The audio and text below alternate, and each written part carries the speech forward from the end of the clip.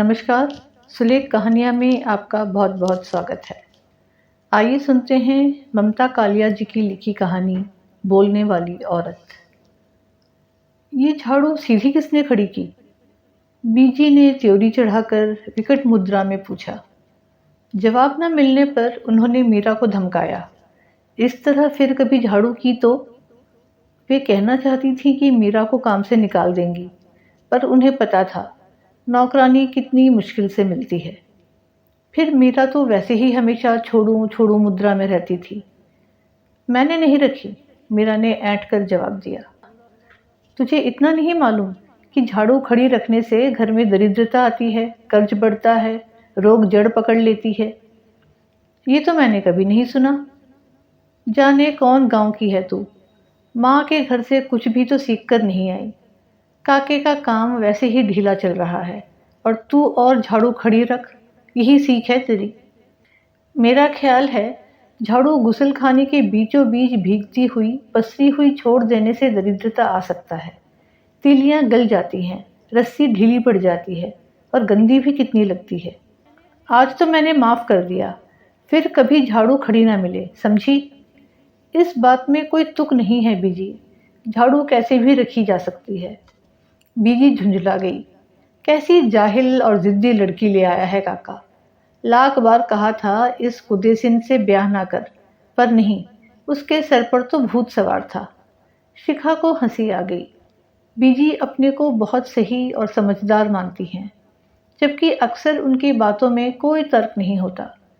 उसे हंसते देखकर बीजी का खून खौल गया। इसे तो बिल्कुल अकल नहीं, उन्होंने मीरा से कहा। बीजी चाय पिएंगी? शिखा ने पूछा। बीजी उसकी तरफ पीठ करके बैठी रही।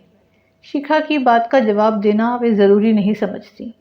वैसे भी उनका ख्याल था कि शिखा के स्वर में खुशामद की कमी रहती है। शिखा ने चाय का ग्लास उनके आगे रखा तो वे भड़क गईं।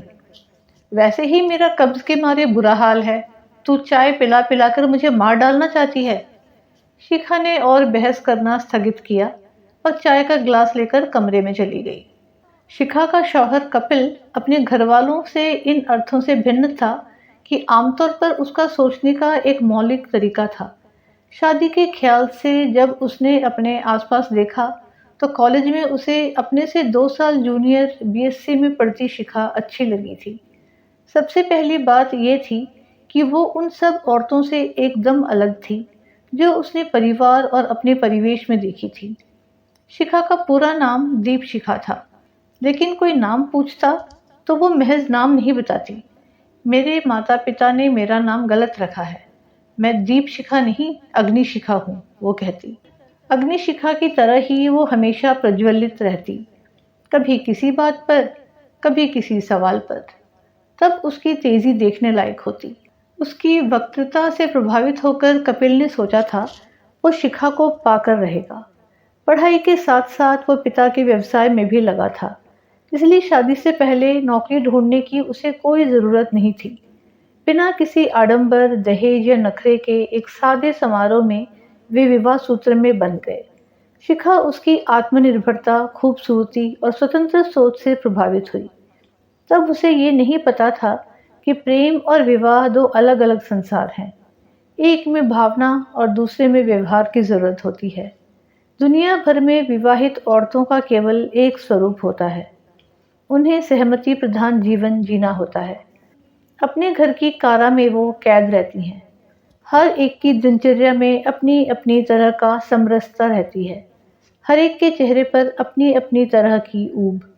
हर घर का एक ढर्रा है जिसमें आपको फिट होना है। कुछ औरतें इस ऊब पर श्रृंगार का मुलम्मा चढ़ा लेती हैं, पर उनके श्रृंगार में भी एक रास्ता होती है। शिखा अंदाज लगाती, सामने वाली घर की नीता ने आज कौन सी साड़ी पहनी होगी, और प्राय उसका अंदाज ठीक निकलता। यही हाल लिपस्टिक के रंग और बालों के स्टाइल का था।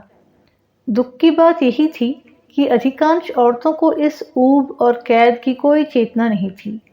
वे रोज सुबह 9:30 बजे सासों, नौकरों, नौकरानियों, बच्चों, माली और कुत्तों के साथ घरों में छोड़ दी जाती, अपना दिन तमाम करने के लिए। वही लंच पर पति का इंतज़ार, टीवी पर बेमतलब कार्यक्रमों को देखना और घर भर के नाश्ते खाने, नखरों की नोक पलक संवारना। चिकनी महिला पत्रिकाओं के पन्ने पलटना, दोपहर को सोना, सजे हुए घर को कुछ और सजाना, सास की जी हुजूरी करना और अंत में रात को एक जड़ नींद में लुढ़क जाना। कपिल के घर आते ही बीजी ने उसके सामने शिकायत दर्ज की। तेरी बीवी तो अपने को बड़ी चतुर समझती है, अपने आगे किसी की चलने नहीं देती, खड़ी खड़ी जवाब टिकाती है। कपिल को गुस्सा आया। शिखा को एक अच्छी पत्नी की तरह चुप रहना चाहिए, खास तौर पर माँ के आगे। इसने घर को कॉलेज का डिबेटिंग मंच समझ रखा है और माँ को प्रतिपक्ष का वक्ता। उसने कहा, मैं उसे समझा दूंगा, आगे से बहस नहीं करेगी। उल्टी खोपड़ी की है बिल्कुल, वो समझ ही नहीं सकती, माँ ने मुंह बिचकाया। रात उसने कमरे में शिखा से कहा, तुम माँ से क्यों उलझती रहती हो दिन भर? इस बात का विलोम भी उतना ही सच है। हम विलोम अनुलोम में बात नहीं कर रहे हैं, एक संबंध है जिसकी इज्जत तुम्हें करनी होगी। गलत बातों की भी। माँ की कोई बात गलत नहीं होती। कोई भी इंसान परफेक्ट नहीं हो सकता। कपिल तैश में आ गया। तुमने माँ को इम्परफेक्ट कहा, तुम्हें शर्म आनी चाहिए। तुम हमेशा ज्यादा बोल जाती हो और गलत भी। तुम मेरी आवाज बंद करना चाहते हो? मैं एक शांत और सुरुचिपूर्ण जीवन जीना चाहता हूँ। शिखा अंदर तक जल गई इस उत्तर से, क्योंकि ये उत्तर हजार नए प्रश्नों को जन्म दे रहा था। उसने प्रश्नों को फोटो के क्लिप से दबाया और सोचा, अब वो बिल्कुल नहीं बोलेगी, यहाँ तक कि ये सब उसकी आवाज को तरस जाएंगे। लेकिन ये निश्चय उससे निभ ना पाता। बहुत जल्द कोई ना कोई ऐसा प्रसंग उपस्थित हो जाता कि ज्वालामुखी की तरह फट पड़ती और एक बार फिर बदतमीज और बदजुबान कहलाई जाती। तब शिखा बेहद तनाव में आ जाती। उसे लगता घर में जैसे टॉयलेट होता है, ऐसे एक टॉयलेट भी होना चाहिए, जहाँ खड़े होकर वो अपना गुबार निकाल ले, जंजीर खींचकर बातें बहा दे और एक सभ्य शांत मुद्रा से बाहर आ जाए। उसे ये भी बड़ा अजीब लगता है कि वो लगातार ऐसे लोगों से मुखातिब है जिन्हें इसके इस भारी भरकम शब्दकोश की जरूरत ही नहीं है। घर को सुचारू रूप से चलाने के लिए सिर्फ 2 शब्द की दरकार थी, जी और हाँ जी। कल छोले बनेंगे? जी, छोले बनेंगे। पजामों के नाड़े बदले जाने चाहिए। जी हाँ, पजामों के नाड़े बदले जाने चाहिए।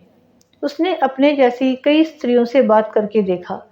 सब में अपने घर बार के लिए बेहद संतोष और गर्व था। हमारे तो ये ऐसे हैं, हमारे तो ये वैसे हैं, जैसा कोई नहीं हो सकता। हमारे बच्चे तो बिल्कुल लव कुश की जोड़ी है। हमारा बेटा तो पढ़ने में इतना तेज है कि पूछो ही मत। शिखा को लगता उसी में शायद कोई कमी है, जो वो इस तरह संतोष में लबालब भरकर अपना परिवार महान के राग नहीं अलाप सकती। रातों को बिस्तर में पड़े पड़े वो देर तक सोती नहीं, सोचती रहती उसकी नियति क्या है। ना जाने कब कैसे एक फुल टाइम गृहिणी बनती गई, जबकि उसने जिंदगी की एक बिल्कुल अलग तस्वीर देखी थी। कितना अजीब होता है कि 2 लोग बिल्कुल अनोखे अकेले अंदाज में इसलिए नजदीक आए हैं कि वे एक दूसरे की मौलिकता की कद्र करते हों। महज इसलिए टकराएं क्योंकि अब उन्हें मौलिकता बर्दाश्त नहीं। दरअसल वे दोनों अपने अपने खलनायक के हाथों मार खा रहे थे। ये खलनायक था रूटीन, जो जीवन की खूबसूरती को दीमक की तरह चाट रहा था। कपिल चाहता था कि शिखा एक अनुकूल पत्नी की तरह रूटीन का बड़ा हिस्सा अपने ऊपर ओढ़ ले और उसे अपने मौलिक सोच विचार के लिए स्वतंत्र छोड़ दे। शिखा की भी यही उम्मीद थी। उनकी जिंदगी का रूटीन या ढर्रा उनसे कहीं ज्यादा शक्तिशाली था। हर सुबह वो कॉल बेल की पहली कर्कश ध्वनि के साथ जग जाता और रात 12 के टन टन घंटे के साथ सोता। बीजी घर में इस रूटीन की चौकीदार तैनात थीं। घर की दिनचर्या में जरा सी भी देर सबेर उन्हें बर्दाश्त नहीं थी। शिखा जैसे तैसे रोज के काम निपटाती और जब समस्त घर सो जाता, हाथ मुंह धो कपड़े बदल एक बार फिर अपना दिन शुरू करने की कोशिश करती। उसे सोने में काफी देर हो जाती और अगली सुबह उठने में भी। उसके सभी आगामी काम थोड़े पिछड़ जाते। बीजी का हिदायतनामा शुरू हो जाता। ये आधी आधी रात तक बत्ती जलाकर क्या करती रहती है तू? ऐसे कहीं घर चलता है?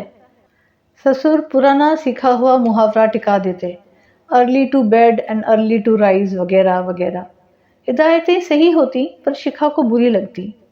वो बेमन से झाड़ू, झाड़न, पोछे का रोज हाथ में उठा लेती, जबकि उसका दिमाग किताब, कागज और कलम की मांग करता रहता। कभी कभी छुट्टी के दिन कपिल घर के कामों में उसकी मदद करता। बीजी उसे टोक देती, ये औरतों वाले काम करता तो अच्छा लगता है, तू तो बिल्कुल जोरू का गुलाम हो गया है। घर में एक सहज और सघन संबंध को लगातार ठोक पीट कर यांत्रिक बनाया जा रहा था। एकांत में जो भी तन्मयता पति पत्नी के बीच जन्म लेती, दिन के उजाले में उसकी गर्दन मरोड़ दी जाती। बीजी को संतोष था कि वे परिवार का संचालन बढ़िया कर रही हैं। वे बेटे से कहती, तू फिक्र मत कर, थोड़े दिनों में मैं इसे ऐन पटरी पर ले आऊंगी। पटरी पर शिखा तब भी नहीं आई। अब 2 बच्चों की माँ हो गई थी। बस इतना भर हुआ कि उसने अपनी सभी सवालों का रुख अन्य लोगों से हटाकर कपिल और बच्चों की तरफ कर लिया। बच्चे अभी कई सवालों के जवाब देने लायक समझदार नहीं हुए थे, बल्कि लाड प्यार में दोनों के अंदर एक तुनक मिजाजी आ बैठी थी। स्कूल से आकर वे दिन भर वीडियो देखते, गाने सुनते, आपस में मार पीट करते और जैसे तैसे अपना होमवर्क पार लगाकर सो जाते। कपिल अपने व्यवसाय से बचा हुआ समय अखबारों, पत्रिकाओं और दोस्तों में बिताता। अकेली शिखा घर की कारा में कैद घटनाहीन दिन बिताती रहती। वो जीवन के पिछले 10 सालों और अगले 20 सालों पर नजर डालती और घबरा जाती। क्या उसे वापस अग्निशिखा की बजाय दीपशिखा बनकर ही रहना होगा? मध्यम और मधुर मधुर जलना होगा? वो क्या करे अगर उसके अंदर तेल की जगह लावा भरा पड़ा है? उसे रोज लगता कि उन्हें अपने जीवन नए सिरे से शुरू करना चाहिए। इसी उद्देश्य से उसने कपिल से कहा, क्यों नहीं हम 2-4 दिन को कहीं घूमने चले? कहाँ? कहीं भी, जैसे जयपुर या आगरा। वहाँ हमें कौन जानता है, फिजूल में एक नई जगह जाकर फंसना। वहाँ देखने को बहुत कुछ है। हम घूमेंगे, कुछ नई और नायाब चीज़ें खरीदेंगे, देखना एकदम फ्रेश हो जाएंगे। ऐसी सब चीज़ें यहाँ भी मिलती हैं।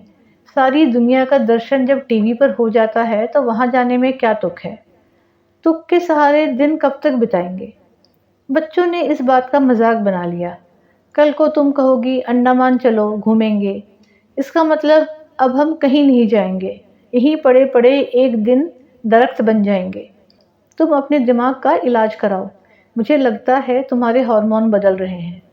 मुझे लगता है तुम्हारे भी हार्मोन बदल रहे हैं। तुम्हारे अंदर बराबरी का बोलना एक रोग बनता जा रहा है। इन उल-जलूल बातों में क्या रखा है? शिखा याद करती हुए प्यार के दिन, जब उसकी कोई बात बेतुकी नहीं थी। एक इंसान को प्रेमी की तरह जानना और पति की तरह पाना कितना अलग था। जिसे उसने निराला समझा, वो कितना औसत निकला। वो नहीं चाहता जीवन के ढर्रे में कोई नयापन या प्रयोग। उसे एक परंपरा चाहिए थी, हुजूरी की। उसे एक गांधारी चाहिए, जो जानबूझकर ना सिर्फ अंधी हो, बल्कि गूंगी और बहरी भी। बच्चों ने बात दादी तक पहुंचा दी। बीजी एकदम भड़क गई। अपना काम धंधा छोड़कर काका जयपुर जाएगा? क्यों? बीवी को सैर कराने। एक हम थे, कभी घर से बाहर पैर नहीं रखा, और अब तो आप तीर्थ के बहाने घूमने जाती हैं। वो शिखा से नहीं रहा गया। तीर्थ को तू घूमना कहती है? इतनी खराब जुबान पाई है तूने। कैसे गुजारा होगा तेरी गृहस्थी का? काश गोदरेज कंपनी का कोई ताला होता मुंह पर लगाने वाला, तो ये लोग उसे मेरे मुंह पर जड़कर चाबी सेफ में डाल देते। शिखा ने सोचा, सच, ऐसे कब तक चलेगा जीवन? बच्चे शहजादों की तरह बर्ताव करते। नाश्ता करने के बाद झूठी प्लेटें कमरे में पड़ी रहती मेज पर। शिखा चिल्लाती, यहाँ कोई रूम सर्विस नहीं चल रही है, जाओ अपने झूठे बर्तन रसोई में रख कर आओ। नहीं रखेंगे, क्या कर लोगी? बड़ा बेटा हिमाकत से कहता। ना चाहते हुए भी शिखा मार बैठती उसे। एक दिन बेटे ने पलटकर उसे मार दिया। हल्के हाथ से नहीं, भरपूर घूंसा मुंह पर। होंठ के अंदर एक तरफ का मांस बिल्कुल चीथड़ा हो गया। शिखा सन्न रह गई। ना केवल उसके शब्द बंद हो गए, जबड़ा भी जाम हो गया। बर्तन बेटे ने फिर कभी नहीं उठाए। वे दोपहर तक कमरे में पड़े रहे।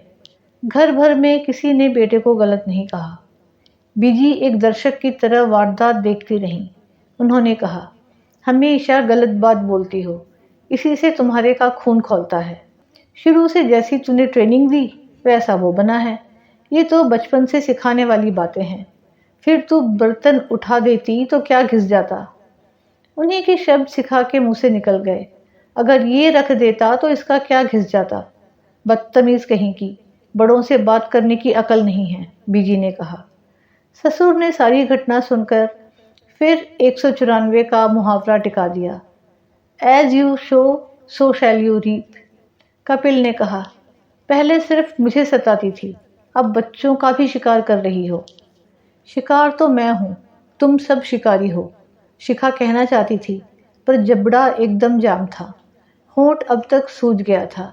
शिखा ने पाया परिवार में परिवार की शर्तों पर रहते रहते न सिर्फ वो अपनी शक्ल खो बैठी है, वरन अभिव्यक्ति भी। उसे लगा वो ठूंस ले अपने मुंह में कपड़ा या सी डाले इसे लोहे के तार से।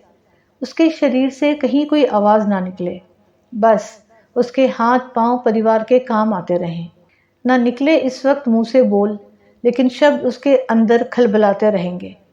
घर के लोग उसके समस्त रंध बंद कर दें, फिर भी ये शब्द अंदर पड़े रहेंगे, खौलते और खदकते।